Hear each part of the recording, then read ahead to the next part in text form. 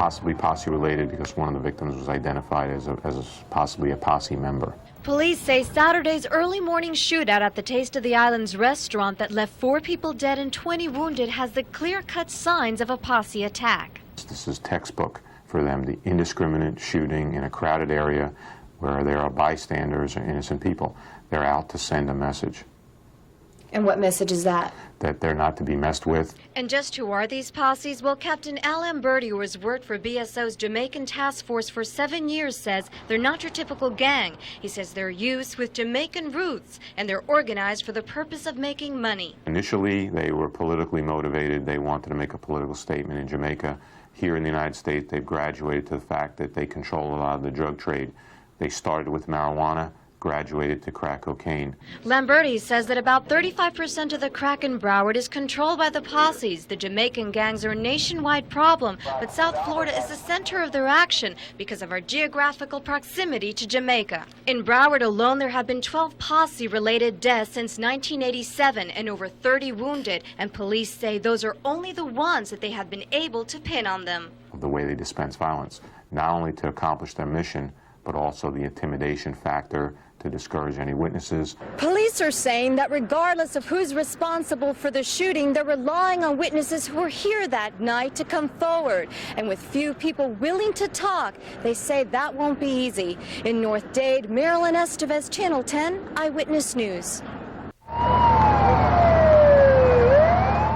It seemed victims were everywhere, most of them youngsters in their teens, men and women in their early 20s. They had come to the Taste of the Islands Club to dance. Some were celebrating a woman's birthday. Instead, several gunmen who were inside sprayed bullets throughout the North Dade Club and fled. Didn't turn out. Just got messed up night. Steve Sanders watched in horror as patrons ran away screaming. 2 people were killed on the dance floor. 1 man staggered out to the street before dying.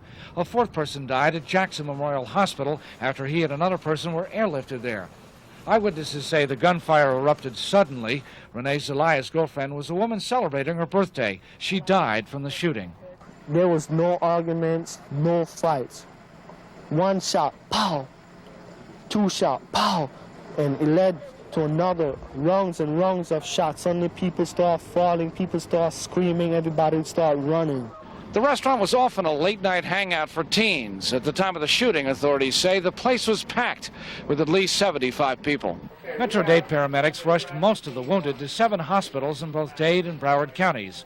This was the scene at Parkway Regional Medical Center, a scene repeated throughout the early morning. She advised when the park went out, they're advising if they are fill up at this time, they will not be taking any more patients. Most disturbing to many patrons, the indiscriminate firing of bullets in a crowded club filled with so many young people. Authorities say this victim was a teenage boy. As daylight came, worried relatives continued to show up for word about loved ones. For some, the news was not good. Police are trying to determine if this incident was related to warfare between Jamaican drug gangs known as posses. We also have identified at least 1 or 2 of the victims, ones that were shot, as being involved in Jamaican posses. Now, we don't know that that is the motive for, or that the gang situation was the cause of this shooting. Authorities are not saying tonight if they have any suspects. They have interviewed dozens of witnesses, but one problem is that a number of other people left here without talking to police, and so they're urging them to come forward. In North Dade, Peter Dash, Channel 10 Eyewitness News. Many still can't believe what happened here. News of an early morning shooting spree that left 4 people dead and more than 20 injured stunned local storekeepers. I got here at 8 o'clock to open up a store, and they wouldn't even let me pass 207th Street. And it really didn't hit home until I got here and I saw the blood in front of the store and realized how massive the problem was. When you consider on a single incident, there could be approximately upwards of 20 or more victims that were injured in this shooting incident. That would be close to a record, if not in fact a record for Dade County. Merchants say that they're surprised by the shooting. They say the shopping strip has never been a trouble spot, and the restaurant is a quiet local favorite. Locals say they never expected this type of violence here. For this man, who's a friend of the club owner, it hits closer to home. It's a terrible thing to happen, and to happen right where I work. you know, and to happen to someone that I know. Not nice. But like most tragic situations, storekeepers say it takes something like this to make people more aware of their surroundings. In fact, it was dark out here. When we come in the morning, we could leave lights on because you get afraid. You never know who will jump out from behind something. Normally, some of us here we get out pretty late, leaving the office, coming in, frequently. But of course, everybody. When something like this happens, you're more aware and you learn from the experience. People here say the tragedy hasn't just hurt the shooting victims, it's also wounded this calm neighborhood that must now nurse its wounds. In North Dade, Marilyn Estevez, Channel 10, Eyewitness News. As many as 100 people were crowded inside the Taste of the Islands restaurant, police say, when at least 4 gunmen started firing. When it was over, 17 people were injured and 4 were murdered, including Hilda Reynolds, who was with 3 friends celebrating her 17th birthday. Her death has family members hoping to see her killers caught and tried. I want the murderer of my sister to be caught, yes. She's only 17. She had such a wonderful life ahead of her. You saw the pictures? Now she's dead. She had she had a wonderful future. She had a bright future that I know, and now she's dead. How do the parents of those suspects feel to know that we are here grieving over our decent children when they have their criminals locked away, hiding them so that they can come and kill other people's children? That's what I want to know. Metro Dade detectives are trying to put together just what happened in the moments before the shooting spree. It's still not clear just who was the target. We believe, from what we know now, that there was some type of an altercation between 2 different groups of males. An argument probably transpired and it escalated into a shooting incident, and all of these victims were wounded. An entire restaurant of people tried to flee. One man made it only a few yards before he collapsed and died from gunshot wounds. Police are urging those who were there to come forward. We're looking for anybody who might know a nickname, a street name, or might know someone by their whole name. At the restaurant, there is the grim task of cleaning up the physical reminders of what happened. Family members will never be able to forget. Mel Taylor, Channel 10, Eyewitness News.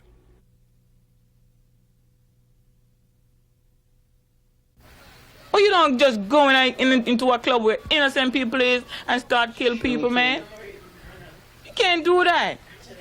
That ain't fair. Ricardo Mitchell's sister was talking about the violence that took her brother's life at the Taste of the Islands Club early Saturday morning, as up to 100 people were packed inside. The 20-year-old Mitchell was killed on the dance floor in a hail of bullets, along with Hilda Latoya Reynolds, who was celebrating her 17th birthday.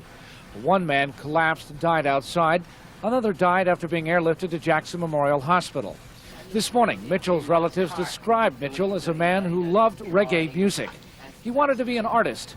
His work adorns the room he lived in his mother's Opalaka home.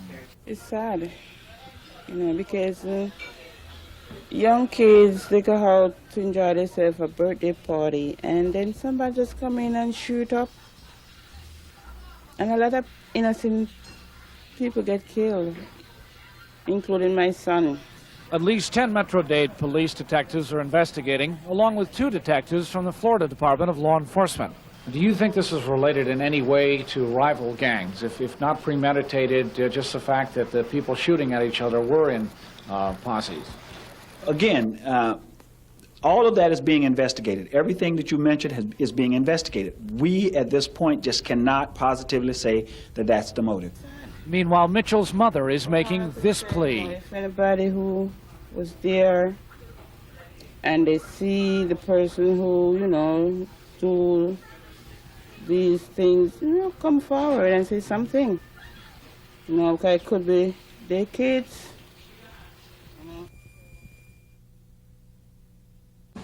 Authorities say 3 people cut down in the shooting spree at the Taste of the Islands restaurant were innocent bystanders, but they're not certain about the 4th victim. He was 26-year-old Christopher Morris, who sources say was a known gang member. He had been arrested 6 times in the past 6 years on a variety of weapons and drug charges, and he recently was convicted of possessing cocaine. Whether he was a specific target in the investigation, of the shooting, I can't get into that right now. When Morris was killed, he may have been violating his probation. He was wearing an electronic bracelet that enables probation officers to monitor where you are. He had been wearing it for 2 months, but his corrections officer recently disconnected it. The Corrections Department isn't saying why. Police also say one of the 18 wounded was also a gang member, but they are still not saying the incident was gang-related. At Morris's home today, his mother told us her attorney advised her not to talk. Detectives have interviewed about 100 people, most of them witnesses, and they believe there are other witnesses who have still not come forward. We invite them, we request, we beg them to call us because they may have some vital information. We also want the community to get involved because we believe that these people are talking. Police do say they're making progress with this investigation, but they're not yet ready to release information about the gunman. They do know there were at least 4 of them. In North Dade, Peter Danch, Channel 10 Eyewitness News.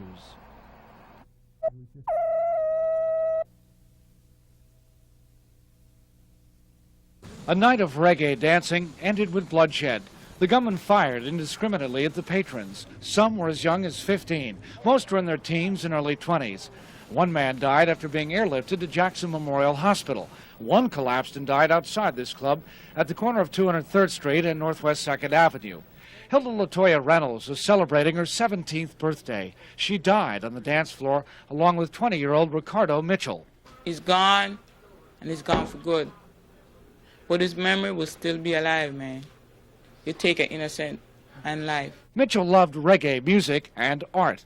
Some of his work adorns his room in his mother's Opelika home, a mother who can't accept this senseless tragedy. Young kids, they go out to enjoy themselves a birthday party, and then somebody just come in and shoot up. And a lot of innocent people get killed, including my son. You don't just go into a club where innocent people is and start kill people, man. You can't do that. That ain't fair. Police say at least 2 of the wounded belong to Jamaican gangs, but they do not know if this was gang-related. Authorities say the patrons who came here were searched for weapons after 11 at night. It's not known if the gunman got by the weapons search or if they were here before 11. Authorities have received many phone calls, so they're optimistic about finding the suspects. Police say there were at least 4 gunmen who were probably Jamaican and younger than 21. When you have this many people involved, somebody is going to talk. And we want that information. Amid her grief, Ricardo Mitchell's sister is very angry. And I'm telling the person who take my brother's life, be careful. Watch your back. But the police say that kind of thinking just makes matters worse. We don't want victims' relatives and friends to start taking matters into their own hands. Police are working on the case. Mitchell came here 9 years ago with his family from Kingston, Jamaica. Now, his mother is making plans to return her son to that island for his burial. In Opelika, Peter Danch, Channel 10 Eyewitness News. In North Dade County, Peter Danch for the Florida News Network.